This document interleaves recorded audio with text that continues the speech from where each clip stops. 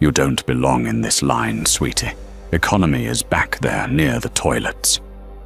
That was the sentence that ended Bailey Miller's 20-year career, though she didn't know it yet. She stood at the gate of Flight 492 to Zurich, sneering at 19-year-old Maria, ripping the first-class boarding pass right out of her trembling hand. Bailey thought she was just putting an uppity teenager in her place. She didn't know that the girl she was humiliating wasn't just a passenger. She was the daughter of Matthew Sterling, the director of the International Aviation Safety Board, the man who literally wrote the rule book this airline had to follow to keep its license.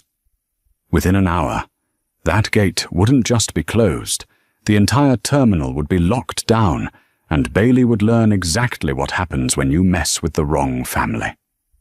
The fluorescent lights of JFK International Airport hummed with that specific, headache-inducing frequency that only weary travelers seem to hear. Maria Sterling shifted the weight of her backpack, pulling the sleeves of her oversized Yale hoodie down over her hands. She was exhausted. Finals week had been a blur of caffeine and late-night library sessions, and all she wanted was to get to Zurich, meet her parents for the winter break, and sleep for 14 hours straight. She stood in the priority lane for Swiss Air Flight 492. The carpet beneath her feet was a plush red, distinct from the thin, grey industrial looping of the economy queue next to it. Maria clutched her passport and her printed boarding pass. Seat 1A. It was a gift from her father. Matthew Sterling had been travelling for work in Europe for the last month, overseeing the new turbulent weather safety protocols that were being rolled out across the Atlantic fleet. He had used his accumulated miles and status to treat his daughter, knowing how hard she'd studied. "Sit up front, Peanut," he'd texted her. "Sleep well. I'll see you on the ground." Maria adjusted her glasses. She knew she didn't look like the typical first-class passenger. Most of the people around her were men in bespoke Italian suits checking Rolexes, or women with Louis Vuitton luggage sets that cost more than Maria's tuition. Maria was wearing leggings, beat-up Nike Dunks, and her hair was in a messy bun. She looked like a student. She looked young. And, importantly for what was about to happen, she was black. The line moved forward. At the podium stood two gate agents. One was a younger man, typing furiously and looking stressed. The other was a woman in her late 50s with a stiff, bleached blonde bob and a name tag that read, "Bailey, Senior Gate Lead." Bailey had the kind of eyes that scanned the crowd looking for infractions rather than solutions. When the businessman in front of Maria scanned his pass, Bailey gave him a saccharine smile. "Have a wonderful flight, Mr. Henderson. Champagne is waiting for you." Mr. Henderson grunted and walked through. Maria stepped up. She held out her phone with the QR code and her passport. Bailey didn't look at the phone. She looked at Maria's shoes, then her leggings, then the hoodie. Her gaze lingered on Maria's face with an expression that soured instantly, like she'd just bitten into a lemon. "Can I help you?" Bailey asked, her voice dropping an octave, losing all the warmth she'd shown Mr. Henderson. "Checking in," Maria said, her voice soft. She held the phone closer to the scanner. Bailey's hand shot out, covering the scanner glass. "This is the priority lane, miss. Group 1 and 2 only. General boarding for Group 5 hasn't started yet. You need to wait in the seating area." "I know," Maria said, trying to be polite. "I'm in Group 1, Seat 1A. Bailey let out a short, sharp laugh, a bark of disbelief that made several people in the economy line turn their heads. "Group 1? Honey, Group 1 is for full fare first class and global services members." "I know," Maria repeated, feeling the heat rise in her cheeks. "Here is my boarding pass." She tried to move her hand to scan it again, but Bailey snatched the paper boarding pass Maria was holding as a backup from her other hand. She squinted at it, scrutinizing the ink as if looking for a forgery. Sterling. Bailey read the name aloud, her tone dripping with skepticism. She typed something into her terminal. Her acrylic nails clicked aggressively against the keys. I don't see a Maria Sterling in our premium manifest. It should be there, Maria said, her heart starting to hammer. My father booked it. Oh, your father booked it, Bailey mocked, loud enough for the business-class passengers behind Maria to hear. A man in a grey suit sighed loudly, checking his watch. And let me guess, he used his miles, or did he have a friend in the system?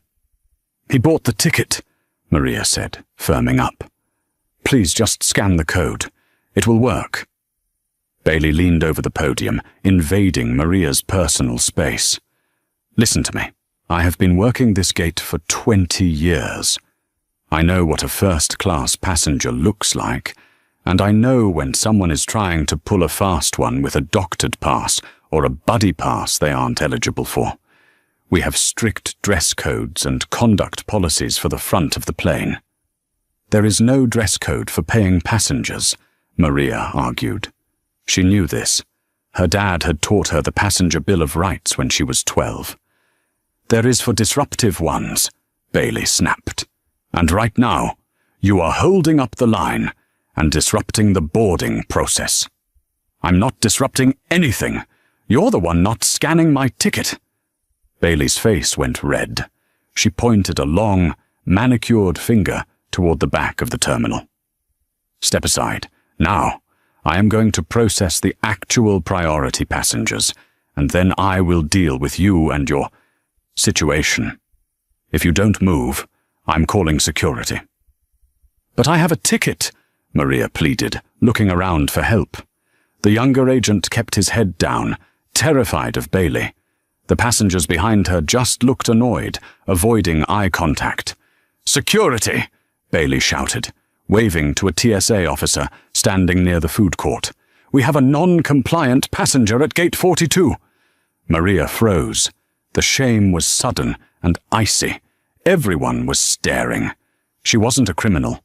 She was an honors student. She was just trying to go home.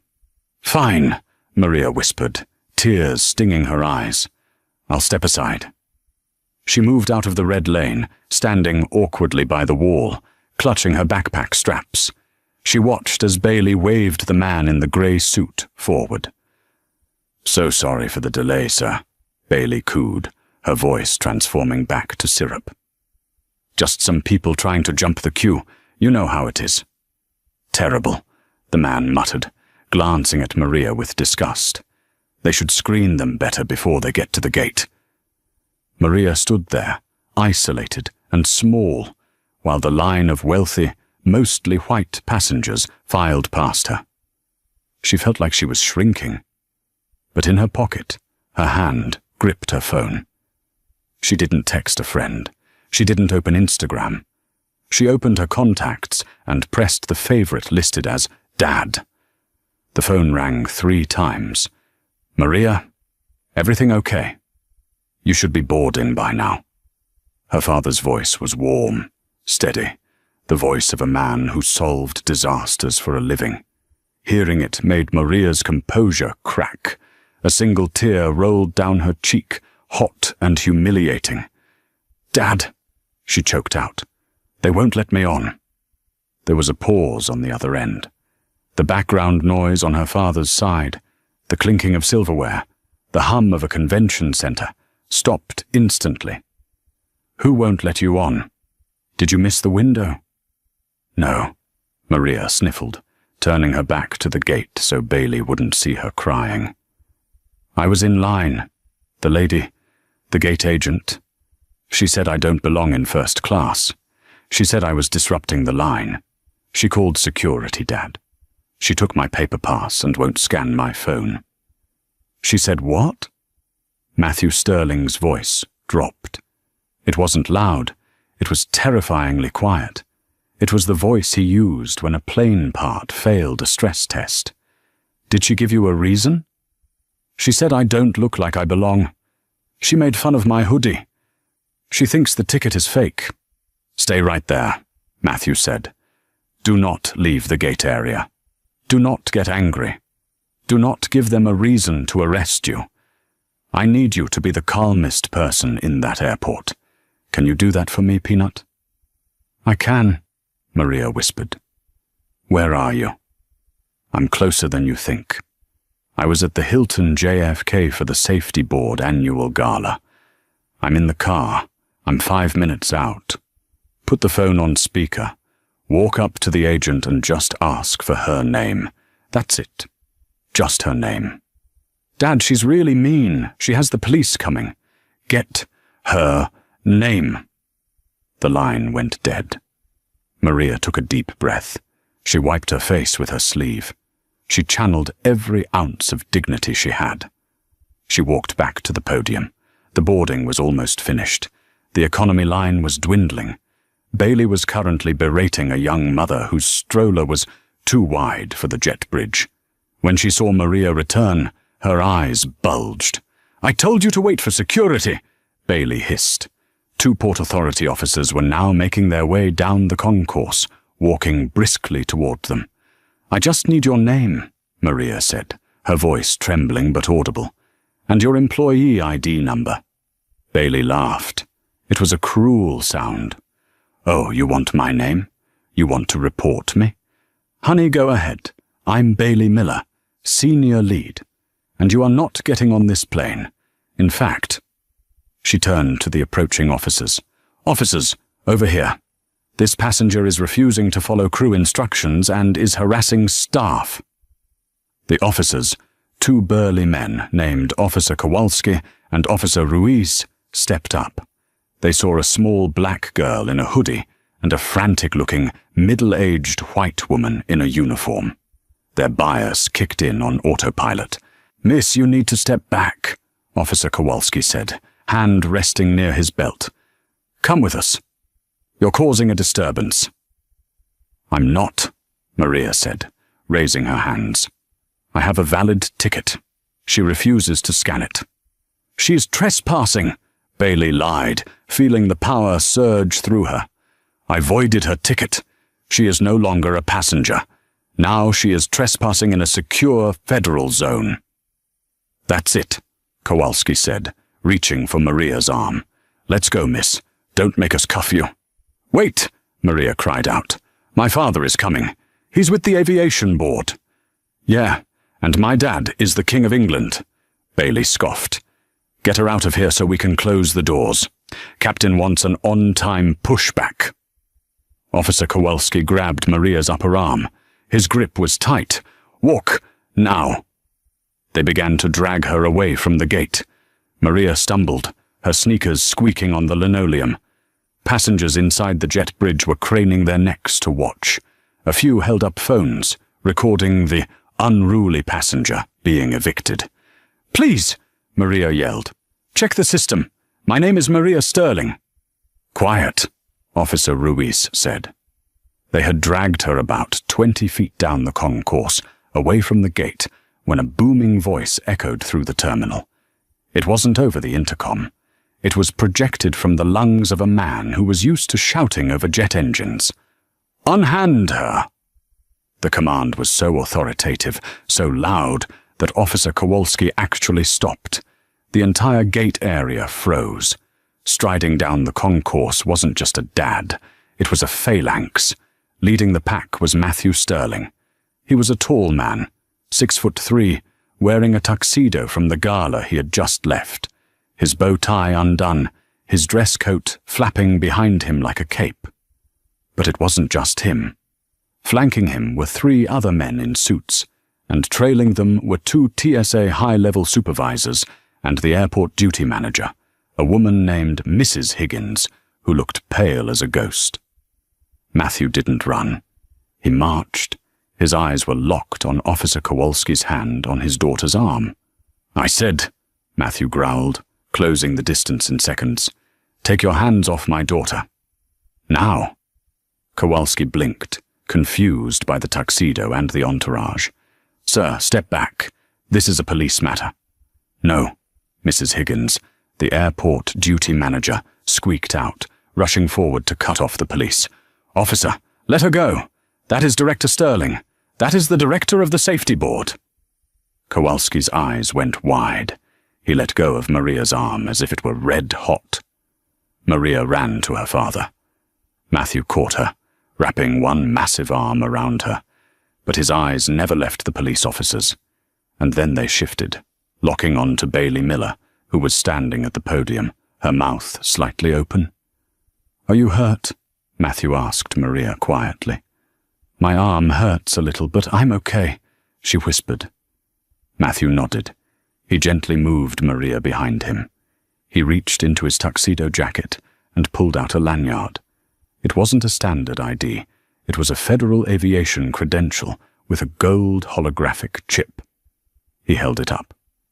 "Officer," Matthew said to Kowalski, his voice icy calm, "you have detained a federal dependent without cause.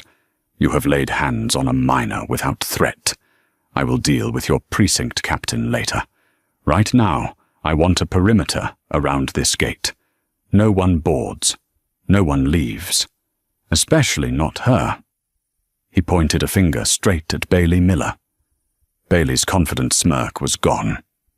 She looked at the duty manager. "Mrs. Higgins, what is going on? This girl was unruly."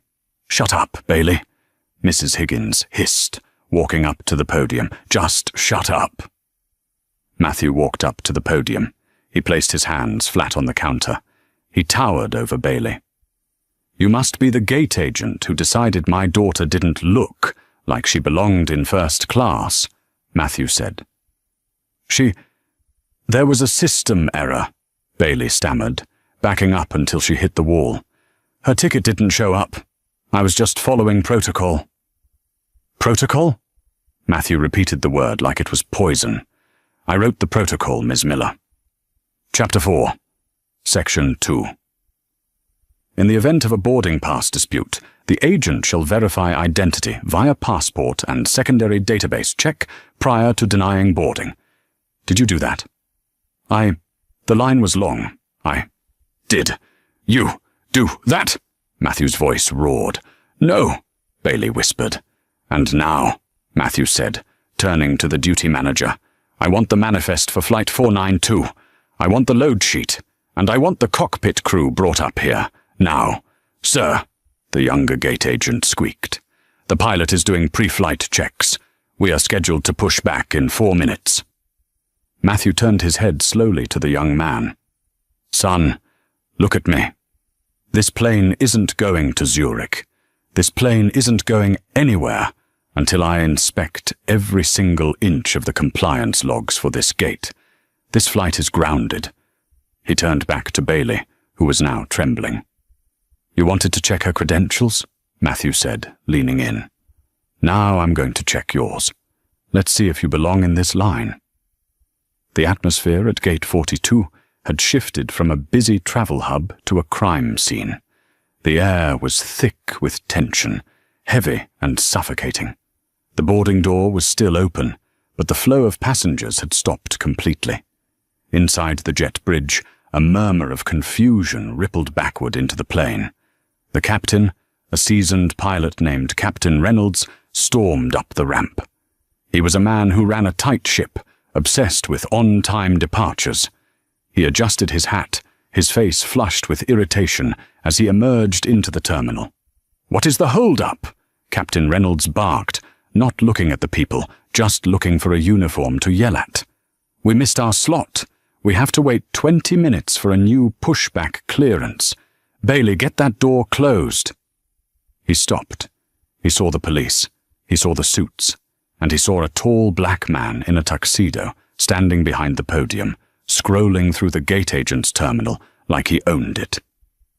"Who are you?" Reynolds demanded, stepping toward Matthew. "Get away from that computer. That is authorized personnel only."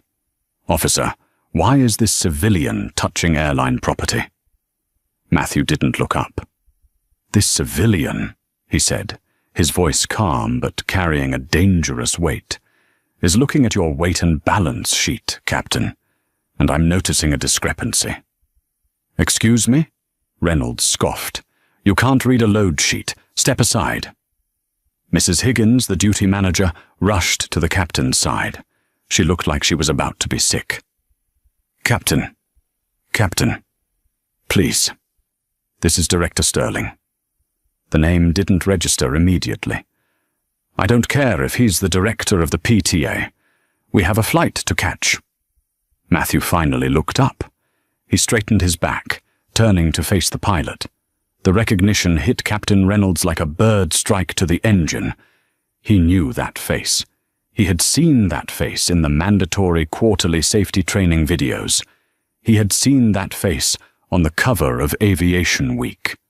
This was the man who had the power to ground entire fleets if he didn't like the look of a bolt on a landing gear. "Director Sterling," Reynolds stammered, his posture deflating instantly. I didn't know you were on the passenger list." "I'm not," Matthew said.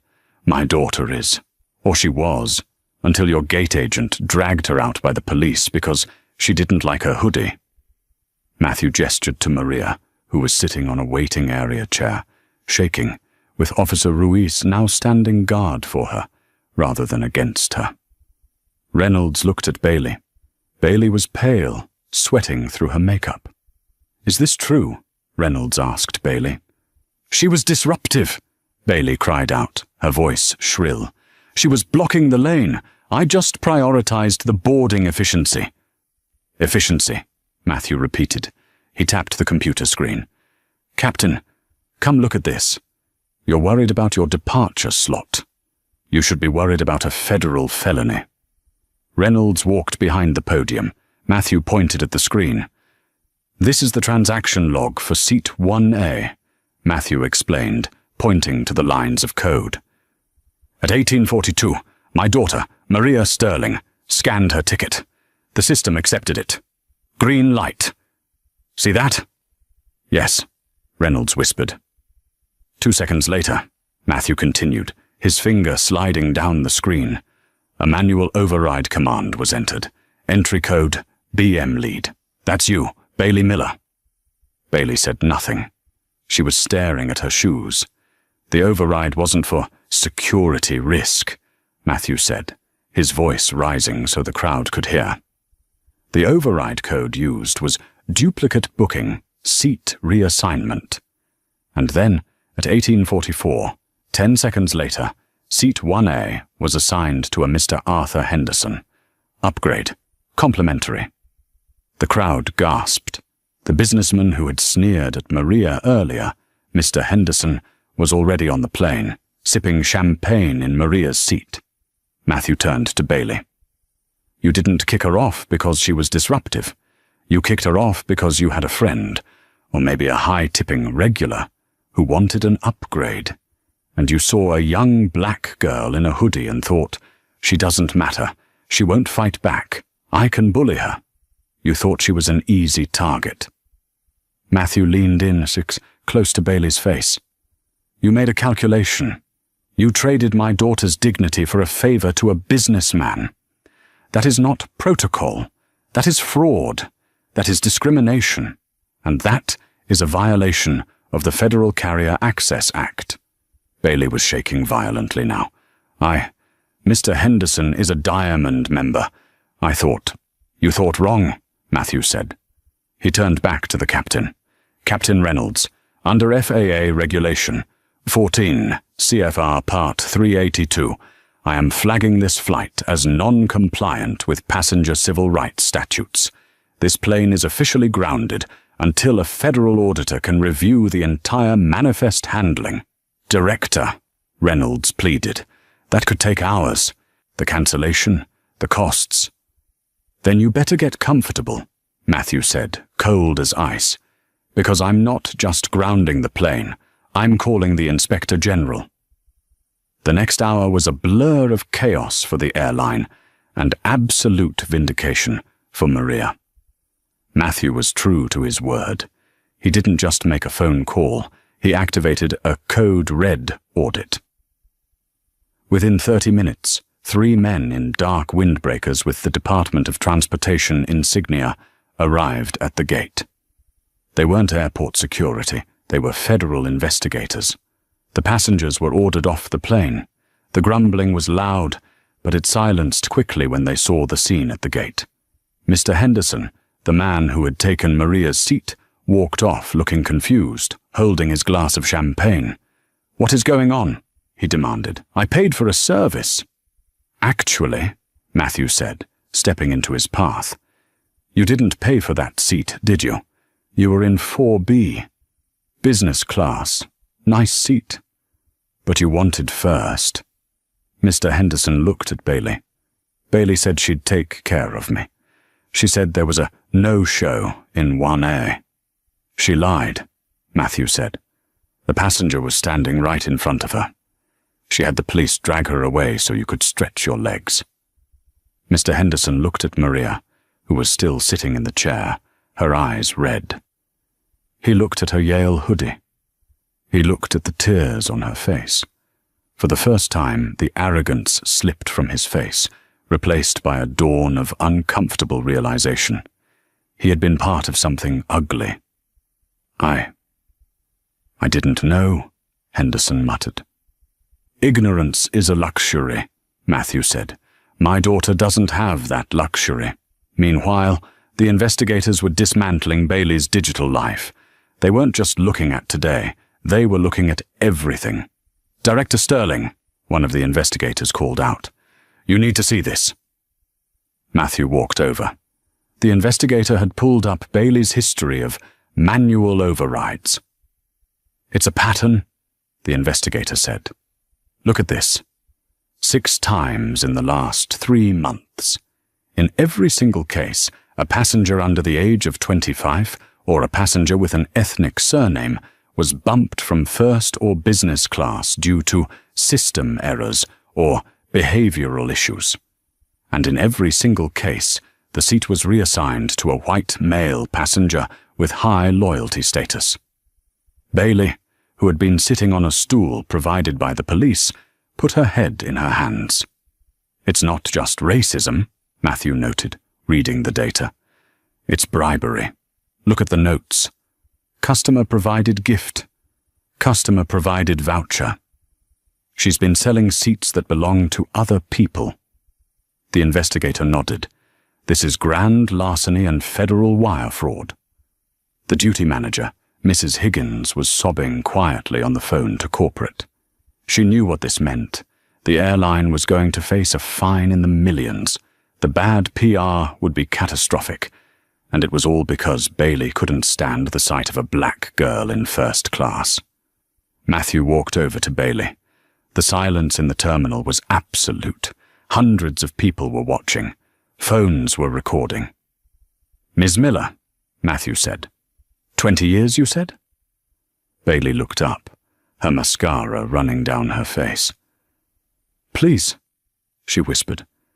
"I have a pension. I'm 2 years away from retirement. Don't take my pension." "I don't have to take it," Matthew said. "You threw it away when you decided my daughter wasn't human enough for you to do your job."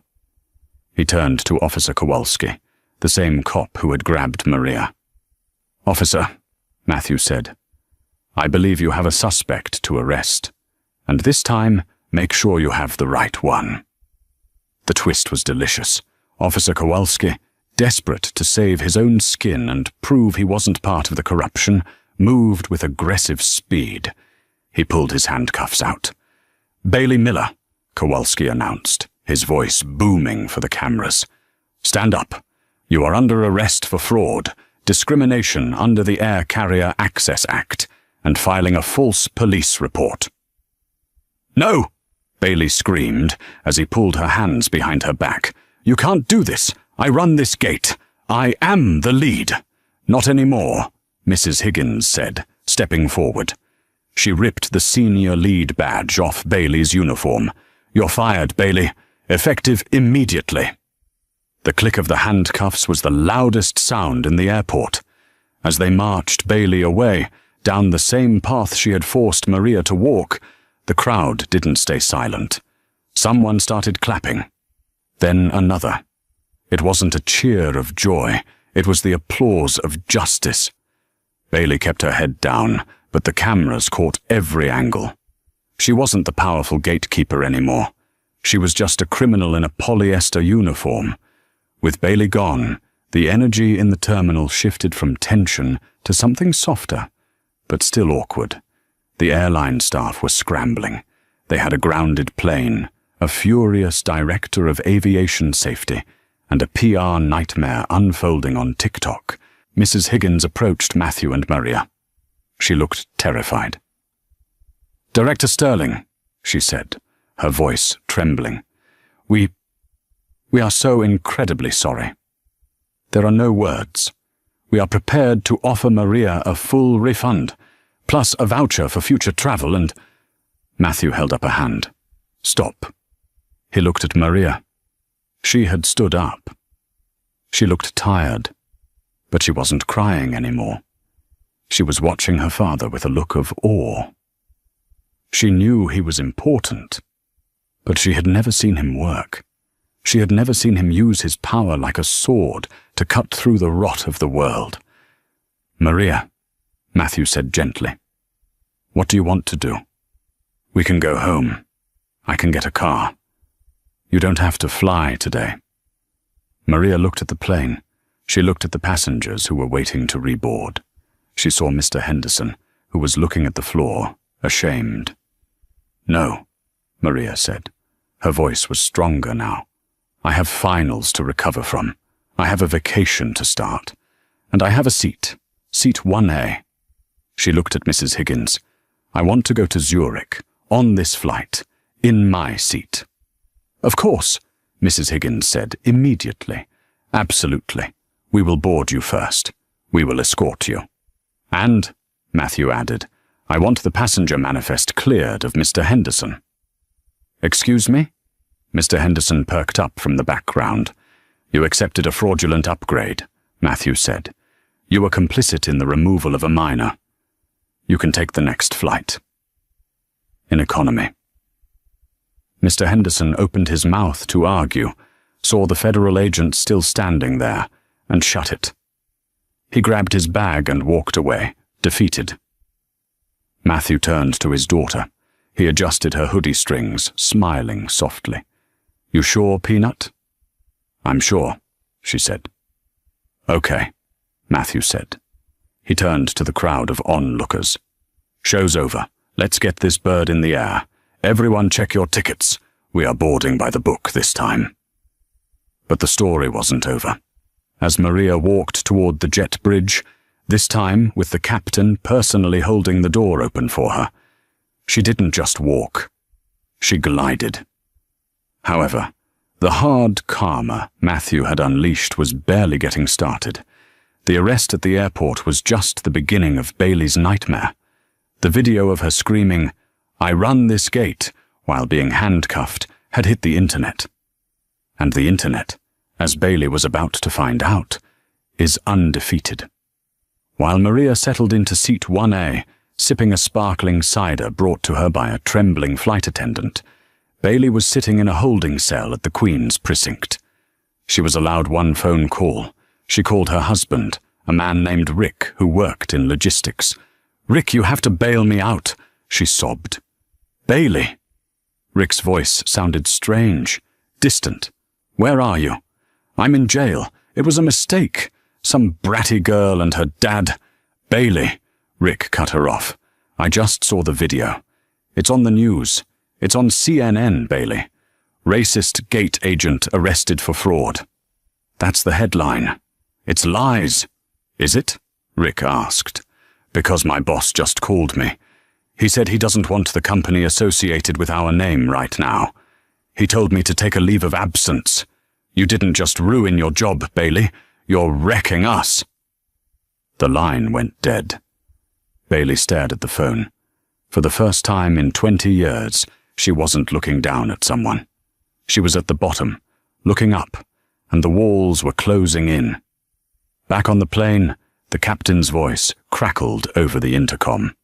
"Ladies and gentlemen, this is Captain Reynolds. We apologize for the delay. We had some administrative issues to resolve. We want to welcome our special guest in seat 1A, and thank her for her patience. We are cleared for takeoff.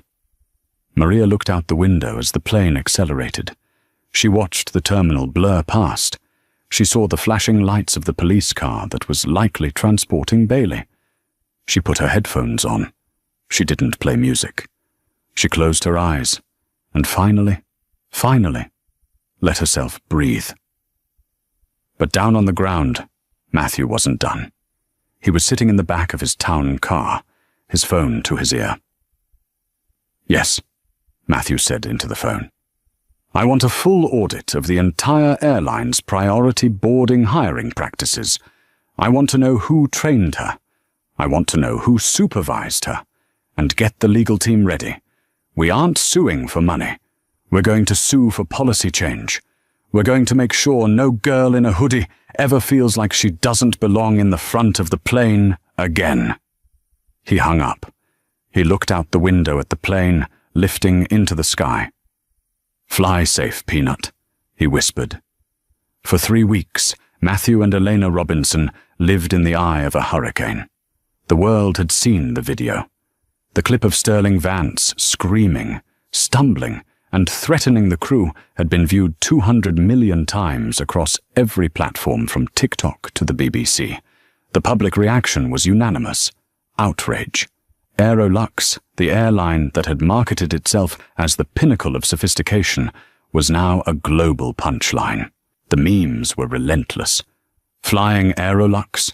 Bring a parachute and a lawyer," one popular tweet read.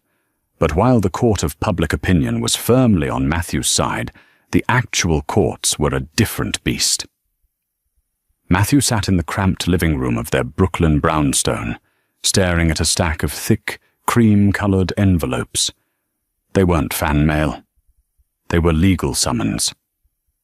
"Read it again," Elena said. She was pacing the kitchen, holding a cup of tea she hadn't taken a sip of in 20 minutes. Matthew rubbed his eyes. "It says, Sterling Vance is suing us for defamation, invasion of privacy, and tortious interference with business relations." "Interference?" Elena scoffed. "He interfered with the cockpit door." "He claims the video was selectively edited," Matthew read from the legal brief, his voice flat. "He claims I provoked him. He claims the turbulence was exaggerated by the pilot to make him look unstable. And because of my malicious upload, the acquisition deal fell through, costing him and his family's equity firm approximately $1.2 billion. And he's suing us for $50 million in damages." Elena stopped pacing. The silence in the house was heavy. They were successful professionals, an architect and a surgeon. But they didn't have $50 million. They didn't have $5 million. "It's a slap suit," said a voice from the laptop on the coffee table. Junior Strong, the journalist from the flight, was on FaceTime. "Strategic lawsuit against public participation. He knows he can't win on the merits. Matthew. He just wants to bleed you dry in legal fees until you retract the video and sign an NDA. "It's working," Matthew admitted, tossing the papers down. "Lawyers are asking for a $50,000 retainer just to look at the case. We have savings, but—" "Don't spend a dime of your own money," Junior said firmly. "Vance is betting on you being alone. He thinks you're just a couple from seat 34E. He forgot who else was on that plane." "Who?" "Me," Junior grinned. "And the flight crew, and the union." 2 days later, the fight moved from the internet to the imposing stone steps of the Southern District of New York courthouse. Vance had managed to post bail in London, an astronomical sum, and had flown back to New York on a private jet, not Aerolux, which was currently grounded by the FAA. He was trying to spin the narrative. He appeared on a cable news show, looking contrite, wearing a modest grey suit, claiming he had a negative reaction to medication, and that Matthew had stalked and harassed him for the entire flight. "I am a victim of cancel culture," Vance had told the sympathetic host. This man saw a wealthy individual and decided to destroy him for internet clout. It was a good performance. A segment of the public, the contrarians, the conspiracy theorists, started to turn. Was the video edited? Was Matthew an agitator? The comments on the YouTube video started to get nasty. Matthew and Elena arrived at the courthouse for the preliminary hearing. A swarm of reporters was waiting. Matthew, did you provoke him? Elena, is it true you asked for money before uploading the video? They kept their heads down, flanked by their new legal team. Junior had come through. She had connected them with the fierce civil rights firm, Hightower and Associates. The lead attorney, Rebecca Hightower, was a legend in New York. She was walking point, her heels clicking rhythmically on the pavement. Don't say a word, Rebecca whispered to them. Let him talk. He loves the sound of his own voice. Inside the courtroom, Sterling Vance sat at the plaintiff's table. He looked healthier than he had on the plane. His arrogance had returned. He smirked at Matthew, then leaned over to his lawyer, a man who billed $500 an hour, and whispered something that made them both chuckle. The judge, the Honorable Sarah P. Davies, banged her gavel. We are here to discuss the motion to dismiss the plaintiff's claims of defamation, Judge Davies said, peering over her glasses. Vance's lawyer stood up. Your Honor, the defendants destroyed a billion-dollar merger with a single, out-of-context video. My client suffered a medical episode, and Mr. Robinson exploited it for profit. We have affidavits from witnesses stating Mr. Robinson was aggressive at the gate. Which witnesses? Rebecca Hightower stood up, cool as ice. Mr. Arthur Henderson, the gate agent, Vance's lawyer said smugly. Matthew's heart sank.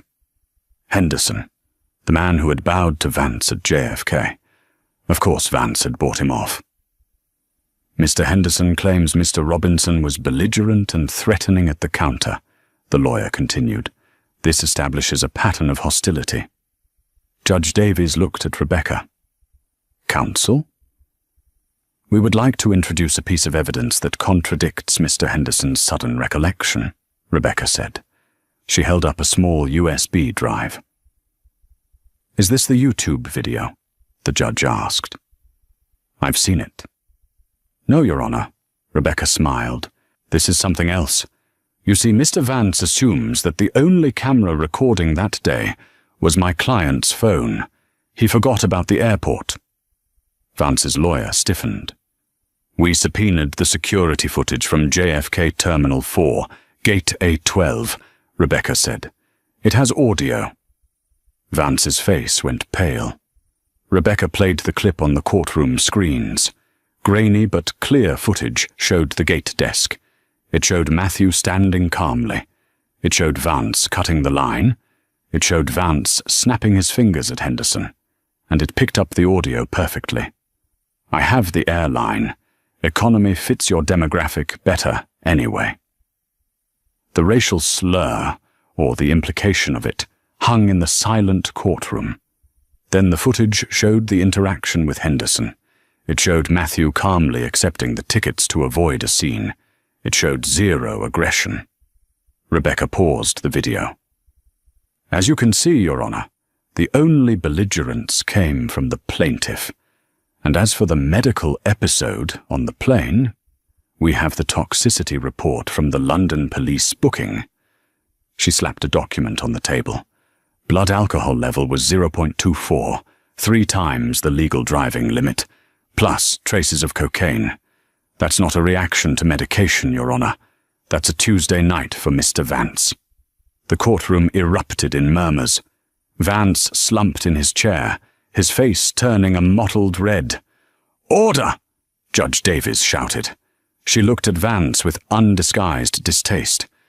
Counselor, your motion for defamation is hanging by a very thin thread. But the claim regarding the destruction of business is still on the table. We will proceed to trial on the damages. Vance had lost the battle of character, but he was still coming for their financial throats. He was determined to prove that Matthew caused the airline's collapse, not his own behavior. It was a desperate Hail Mary, and it led to the most explosive trial New York had seen in years. The trial of Vance versus Robinson became a spectacle. It wasn't just about a plane ride anymore. It was about accountability. It was about whether a billionaire could crash a company and blame the passenger who filmed it. Aerolux had officially filed for Chapter 11 bankruptcy. 5,000 employees were out of work. Their pensions were frozen. The anger in the city was palpable. The courtroom was packed every day with former flight attendants, mechanics, and pilots, all glaring at the back of Vance's head. The defense strategy, Matthew's team, was simple.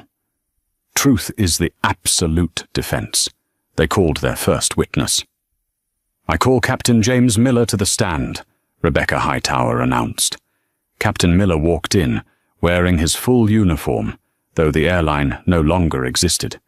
He looked tired but dignified. He took the oath.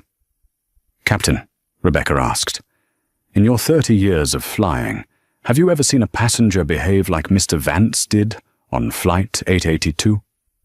"Never," Miller said, his voice steady. "Mr. Vance's lawyers claim the turbulence caused him to fall, and that he was merely trying to steady himself near the cockpit door. Is that true?" "No," Miller said. "He was hammering on the door. He was screaming that he could fly the plane better than me. If Mr. Robinson hadn't stepped in and distracted him, I believe he would have breached the flight deck. In that turbulence, with the autopilot engaged, a struggle in the cockpit could have been catastrophic. We could have lost the airframe." "So Matthew Robinson didn't cause the danger?" "Matthew Robinson likely saved the lives of everyone on board," Miller said firmly. Matthew felt a lump in his throat. He looked at Eleanor. She was crying silently. Vance's lawyer tried to cross-examine, but Miller was unshakable. The jury, ordinary New Yorkers, was loving it.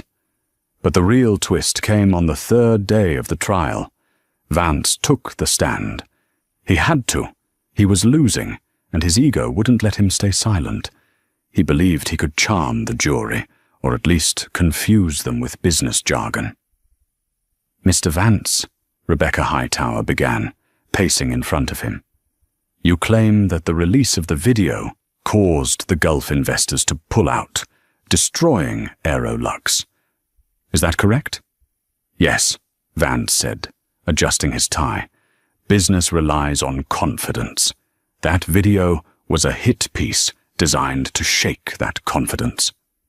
"So before the video, the airline was in perfect financial health?" "We had cash flow challenges," Vance admitted.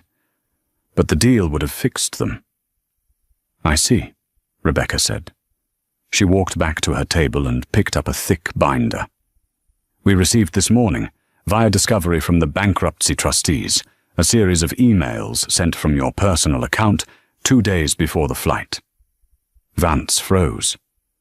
"Would you like to read Exhibit G, Mr. Vance?" I don't recall," he stammered. "I'll read it for you," Rebecca said, turning to the jury. "To Chief Financial Officer. Subject, the life raft. Text, cook the books for the Dubai meeting. Move the debt to the shell company in the Caymans. If they see the real maintenance logs, they'll run. We just need to sign the deal and cash out before the FAA inspects the fleet." The courtroom went dead silent. "You weren't going to Dubai to save the airline," Rebecca said, her voice rising. "You were going there to commit fraud. You were going to sell a dying, dangerous airline to investors by lying about its safety record. The video didn't kill the deal, Mr. Vance. The truth did." "Objection!" Vance's lawyer screamed. "Privileged communication. It's not privileged if it's in furtherance of a crime," Rebecca shouted back. Vance stood up in the witness box. "I was saving the company. I am a job creator. You people don't understand how finance works. We understand fraud, Rebecca said coldly. And we understand that you were flying on a plane you knew had skipped safety inspections to save money. You risked your own life and the lives of my clients for a payout. The jury looked at Vance with pure loathing. That was the nail in the coffin. The jury deliberated for less than 2 hours. They returned a verdict that rocked the city. On the count of defamation, not guilty. On the count of interference, not guilty. But then came the countersuit verdict. Matthew had countersued for emotional distress and legal fees. Damages awarded to Matthew and Elena Robinson. $5 million. The courtroom exploded. People were cheering. Captain Miller shook Matthew's hand. Sarah, the flight attendant, hugged Elena. Vance sat alone at his table. His lawyers were already packing up, distancing themselves from the radioactive fallout. He looked small. The master of the universe was just a man in a suit with a criminal record pending and a bankrupt legacy. But the story wasn't quite over. As they walked out of the courthouse, into the blinding flashes of the paparazzi, Matthew saw a black car waiting. A man in a suit stepped out. It wasn't a lawyer. It was an executive from Emirates Air. "Mr. and Mrs. Robinson?" the man said, extending a hand. "My employers in Dubai watched the trial with great interest. They appreciate integrity, and they hate fraud." "Okay," Matthew said, confused. "They are looking to expand their architectural division for the new airport terminals," the man said, handing Matthew a card. "And they need a pediatric director for the new hospital wing. They'd like to fly you both out for an interview. Properly this time." Matthew looked at the card. Then he looked at Eleanor. "First class?" Eleanor asked, a smile playing on her lips. The man smiled. "Private suite, and I promise, no one will steal your seats." The weeks following the incident at JFK were a master class in how quickly a life can be dismantled when arrogance meets accountability. The video of Bailey Miller screaming, "I run this gate," while being cuffed by Officer Kowalski didn't just go viral. It became a cultural touchstone. It was viewed 40 million times in 3 days. The hashtag #TajBoardingGate was trending globally, right below the Super Bowl. But for Bailey, the internet fame was the least of her worries. The real nightmare was unfolding in the drab, wood-paneled interior of the Queens County Criminal Court. The airline, desperate to distance themselves from the PR nuclear bomb Bailey had detonated, didn't just fire her. They cooperated fully with the prosecution. They handed over 10 years of server logs, chat messages, and transaction histories. What the forensic accountants found turned a simple discrimination case into a racketeering scandal. Bailey stood before Judge Anthony Calabrese, a man known for his zero-tolerance policy on corruption. She looked nothing like the imperious gate agent who had terrorized Maria. She was wearing a grey cardigan that was too big for her. Her roots were showing, and she looked 20 years older. Her lawyer, a court-appointed public defender named Mr. Klein, tried his best. "Your Honor," he pleaded, "Ms. Miller is a grandmother. She has had a long career. This was a lapse in judgment brought on by the stress of the holiday season. We ask for probation." Judge Calabrese adjusted his glasses and looked down at the pile of evidence Matthew Sterling's team had helped compile. "A lapse in judgment?" the judge asked, his voice echoing in the silent courtroom.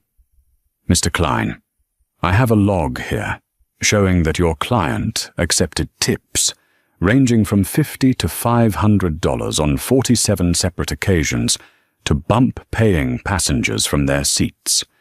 She targeted students. She targeted the elderly. And, predominantly, she targeted people of color." The judge turned his gaze to Bailey. "You didn't just discriminate, Ms. Miller. You ran a fiefdom. You treated a federally regulated checkpoint like your own personal toll booth. You humiliated a young woman, not because she broke a rule, but because she didn't fit your narrow, prejudiced definition of worthy. Bailey sniffled. "I'm sorry," she whispered. "I just want to go home." "You stripped Maria Sterling of her dignity in front of hundreds of people," Judge Calabresi said. "You tried to have her arrested. You tried to ruin her future, to cover up your own fraud. That requires more than an apology." The gavel came down with a sound like a gunshot. "Bailey Miller, I hereby sentence you to 18 months in a federal correctional facility for wire fraud and civil rights violations. Furthermore, you are permanently banned from employment in any role involving transportation security or customer service at any port of entry in the United States. You are also ordered to pay restitution of $45,000 to the airline and a symbolic damages payment of $1 to Maria Sterling, as per the family's request." Bailey's knees gave out. She had to be held up by the bailiff. The Sterling dollar, as the media called it, was the ultimate power move. Matthew and Maria hadn't sued for millions. They didn't need Bailey's money. By asking for only $1, they made it clear. This wasn't about greed. It was about change. As Bailey was led away in handcuffs, weeping, she looked toward the back of the courtroom. Maria was there, sitting next to her father. Maria didn't smile. She didn't jeer. She just watched, her face calm and impassive. It was the look of someone who knew who she was and who didn't need a gate agent to validate her existence. Bailey locked eyes with her for a second, and in that moment, the crushing weight of her mistake finally hit home. She had thrown away her life because she couldn't handle a hoodie. 5 years later, the aviation world had changed. The Sterling Protocol was now industry standard, preventing the kind of unchecked bias that had once humiliated Maria. Maria Sterling walked through Zurich Airport, no longer the exhausted student in a hoodie. Now a top graduate of Yale Law, she wore a sharp navy blazer, carrying a portfolio for the International Human Rights Conference she was attending. "Dr. Sterling," the gate agent smiled, scanning her passport. "Welcome back. Seat 1A is ready." Maria took the pass. It felt heavy with history, but lighter in her heart. As she settled into the lounge, a news report on the cost of living crisis played on the wall-mounted TV. The camera focused on a fast food drive-through window in New Jersey. The worker looked aged, her skin leathery, her hair in a net. She was being berated by a customer for forgetting ketchup. It was Bailey. Stripped of her pension and blacklisted from corporate jobs, Bailey was now part of the invisible class she had once despised. "You work your whole life," Bailey told the reporter, wiping grease from her brow, "and one mistake takes it all away. People look right through you now." Maria watched, feeling a fleeting pity, but mostly closure. Bailey was finally experiencing the world from the other side of the velvet rope. Her phone buzzed, a text from Matthew. "Proud of you, Peanut. Go change the world." Maria smiled, typed, "Already on it, Dad," and walked toward her gate. She didn't look back at the screen. She had a flight to catch, and the path ahead was wide open. That is the incredible, true-to-life story of how one moment of prejudice toppled a 20-year career. Bailey Miller thought she held all the cards. She thought she could judge a book by its cover, or in this case, a passenger by her hoodie. She didn't realize that the young woman she was bullying was the daughter of the one man who could ground every plane on the tarmac. It's a brutal lesson in karma. When you treat people with disrespect, you aren't just revealing their character, you're revealing your own. And in the age of digital footprints and accountability, that revelation can cost you everything. Bailey lost her job, her pension, and her freedom because she refused to see the human being standing in front of her. Maria, on the other hand, used that pain to fuel a journey that changed the entire industry. If you enjoyed this story of justice served cold, please hit that like button. It really helps the channel grow. And don't forget to subscribe and ring the bell so you never miss a story. Have you ever been judged by your appearance while traveling or shopping? How did you handle it? Let me know in the comments below. I read every single one. Thanks for watching, and I'll see you in the next video.